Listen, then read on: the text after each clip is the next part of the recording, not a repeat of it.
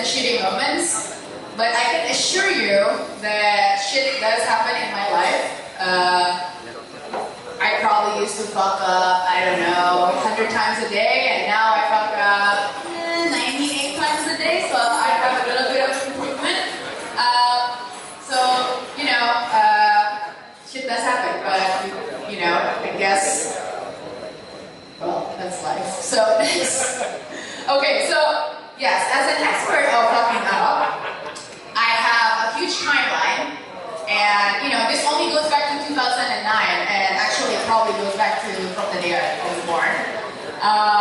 So I've done all the big fucking things up, right? Like, you call it depressed, check, almost bankrupt, check, shut down one company, check, shut down 2 companies, check,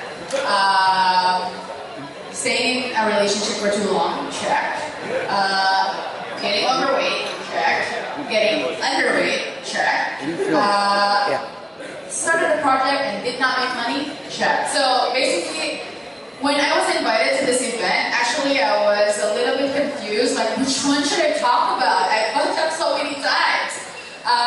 So I have to pick one. So next. As I said before, since I moved back, I actually was in San Francisco before I moved back to Jakarta. I'm from here, born and raised, but have lived all over the place, worked all over the place, big companies, small companies, and started 4 companies from the time I moved back here back in 2013. And now I only have 2 that are still running, called Catalyst and Be Real. Catalyst itself is a consulting firm, and I do help my clients, organizations, companies, individuals to build their narrative, you know, talk about marketing strategy basically. And Be Real is a cosmetics company that still exists until today, so you guys should buy a Be Real head cream, but I'm not allowed to promote, right? Okay, next. Alright, so when I started my company, I actually, this is back in 2013, I really, really love the company. I was in love with the company, and I still am in love with the company. I started working with a bunch of people that I really, really love, and the work is really meaningful because we really pick the kinds of projects that we do. Starting from, you know, political campaigns, you know, we do a lot of crisis work. We help mostly tech companies. Help a few startups that paid us with, you know, cycling classes because they couldn't afford us. But you know, all in all, it was really, really meaningful work. And as we kept on growing, you know, like we had a lot of fun along the way too, right? Next. And actually though, even though that my work is quite, you know, I find it to be very meaningful and I love the people that I work with, there's this thing that makes me really, really love what I do. I, like any other nerd out there, I love problem solving. So actually, when you come across a marketing problem, things get really fuzzy and muddy, or a business problem in general, right? Like, it gets really cluttered. Like your head, like the problem is usually very big, very ambiguous, and you can't see at the end of the tunnel, like what's really the answer, right? Like what can you do to make your project successful? And what I love the most is obviously not this confused part, but in every single project that I do, I always found like a moment of clarity. Like where actually that muddle in your head, after you do a lot of like brainstorming, ideation, you crunch the numbers, you look into the data, you talk to people, you talk to your customers, and somehow you found that answer. And that answer is almost always just very simple and very elegant. And I just really, really love that feeling. And I found it almost all the time in every single project that I do. And, you know, I continuously do my work because of that. Hello. I need to support. Okay, but then I met a bunch of founders. This is one of them, obviously. meeting him is only a few seconds. But I met a bunch of founders, startup founders, when I came back and started my own company. In 2013, 2014, I met so many founders, venture capitalists, and almost all of them. And also, mind you, I came from Silicon Valley, so almost everyone is a tech startup founder. And for tech startup founders and for VC firms, the definition of success is if you have built a unicorn or a megacorn or a decacorn or whatever you call it, right?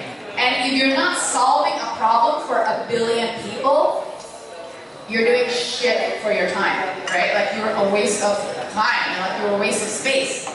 And that's actually how I felt. Where as soon as I introduced myself, I called myself oh yeah, I'm an entrepreneur too. I was oh, what kind of entrepreneur? And they always say oh, why don't you just build something that is more scalable? Obviously, consulting services firms aren't really scalable. You're always constrained with the number of time. Your growth is just going to be linear. Oh, but you're so talented. You can obviously build a bigger, better company. So what I did was I actually tried to build a product after that, right? I was an expert at fucking things up, so I did. And basically, I convinced my 2 business partners to, hey guys, we really love what we do, but everybody else is trying to be a unicorn, and I'm sure if they can do it, we can do it too, right? So, how I fucked up? I basically started a product company that is bootstrapped within my services company. So even though my consulting business is quite profitable and actually make some money, and we have healthy runway, we added few resources to build our tech product, within the company. So things get really distracted, right? And I guess in the tech space, you always talk about focus, focus, focus. And I guess to some extent it's true. You do get really distracted, and I spent a lot of resources, a lot of time, meaning 2 years before somebody slapped me in the face and say this is a bad idea, right? To continuously lose profitability while you're trying to build up the product. This is the product that we actually built for 2 years and spent a lot of time on and resources on.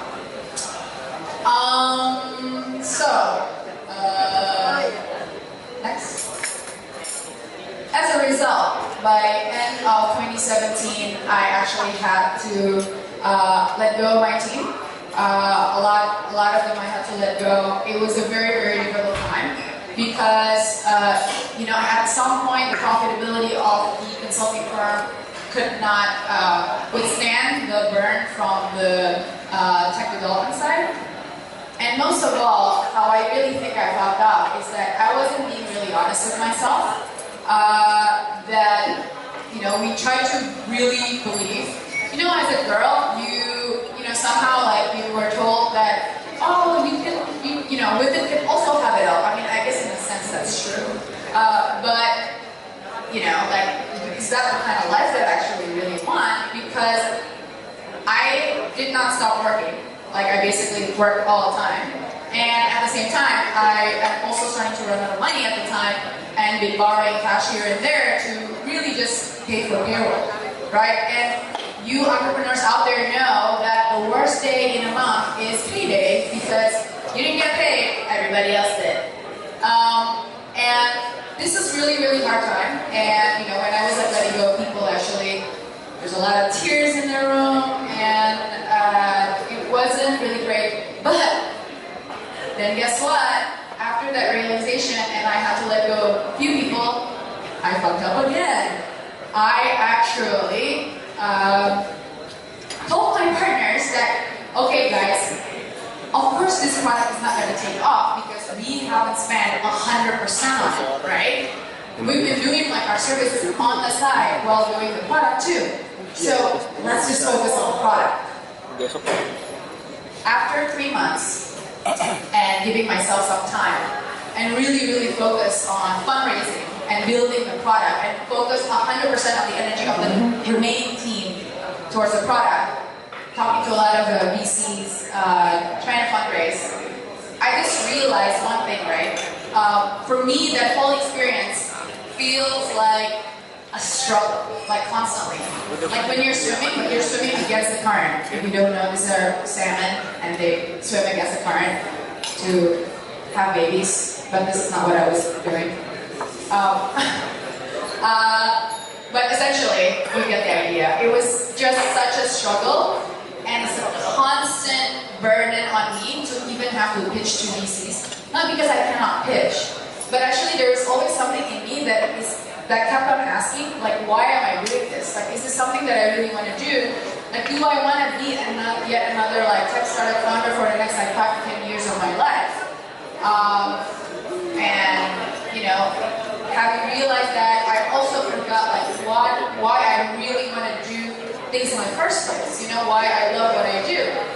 And building a product and also like doing like this whole, you know, operations, like if you're a CEO of a company, of course you have to deal with operations and all the execution nitty-gritty details, like it's not really my forte. So when I realized all of this and I actually like was really honest with myself, I really fucked up because I took my team 2 years into that direction. And I didn't have the heart to tell my team how difficult it is to stop doing what you're doing after you spent so much energy for 2 years, right? Like for them to build something in 2 years and not going anywhere, like that's harder for me than actually having to borrow money to pay for their salary. That's how difficult that was for me. And the moment I came out clear to them and explained the situation, it turns out like everybody was just like, okay, what's next? And so like this big fear in my head, it was just, again, me fucking up all the time. So anyway, ironically, this thing is on the office wall. Every single day I see it. Why am I here? And I didn't ask why hard enough, and the fact that, you know, I finally realized the why after my biggest supporter and also my biggest critic, my husband.